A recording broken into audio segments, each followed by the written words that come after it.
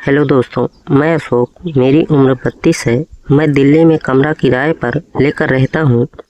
दिल्ली में मैं एक मैडम के यहाँ ड्राइवर की नौकरी करता हूँ। वो मैडम तलाकशुदा है और उन्होंने दूसरी शादी भी नहीं की। उनकी एक जवान बेटी है। मैडम की उम्र का नहीं पता, पर वो बिजनेस करती है तो मॉडर्न कपड़े पहनती है, तो उनकी उम्र मुझसे भी कम लगती है। मैं काफ़ी दिनों से उनके यहाँ नौकरी करता हूँ। वैसे तो उनके घर 3 कार हैं, पर उनकी बेटी खुद ड्राइव करती है, तो ड्राइवर सिर्फ एक ही है। अब कहानी पर आते हैं। मैं रोज़ ही मैडम को ऑफिस ले जाता हूँ और शाम को घर लाता हूँ। कभी किसी फंक्शन या पार्टी में जाना हो तो काफ़ी देर भी हो जाती है। उस दिन भी हम नोएडा में शादी में गए थे, तो हमें सुबह के 3 बज गए। मैं थक कर गाड़ी में ही सो गया था। मैडम आई और उन्होंने काफ़ी देर तक मुझे उठाने की कोशिश की, पर मैं उठा नहीं। तो उन्होंने फ़ोन किया और मैं उठ गया और थोड़ा गलती मानते हुए खिड़की खोली। मैं सॉरी मैडम, वो काफ़ी देर हो गई थी। मैडम नो प्रॉब्लम, चलो घर चलें। मुझे लगा जैसे मैडम ने शराब पी रखी है और वो पीछे सीट पर बिल्कुल पसर गई, जिससे उनके मॉडर्न कपड़े में से एक पैर जांघ तक दिख रहा था। वो बेसुध होकर आंख बंद किए लेटी थी। मेरी तो नींद ही उड़ गई। मैंने कही मैडम को इस तरह से नहीं देखा। वो काफ़ी स्ट्रिक्ट थी और सिर्फ काम करने में लगी रहती थी। मैंने सोचा कि शायद मैडम की तबीयत खराब है, तो गाड़ी को साइड में लगाया। पानी की बोतल लेकर मैंने पीछे की खिड़की खोली और मैडम को जगाने लगा, तो मैडम को थोड़ा होश आया। मैडम आप ठीक तो हो ना? मैडम ने बस मेरी तरफ देखा, पर बोली कुछ नहीं। मैंने फिर से मैडम से पूछा तो वो कुछ इंग्लिश में बड़बड़ाई, पर मुझे ज़्यादा समझ नहीं आया। तो मैंने पानी की बोतल दी। मैडम ने थोड़ा पानी पिया और फिर गाड़ी से बाहर मुंह निकाल कर उल्टी कर दी। अब मुझे यकीन हो गया कि वो पी हुई थी।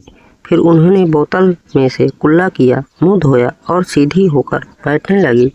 तभी उनका ध्यान अपनी जांघ पर गया। एक पैर पूरा खुला था। मैडम ने अपनी ड्रेस ठीक की, पर वो अभी पूरी तरह होश में नहीं थी। ये देखते हुए मैडम ने मुझे देख लिया और मैंने नज़र बचाकर खिड़की बंद की और फिर से गाड़ी चलाने लगा।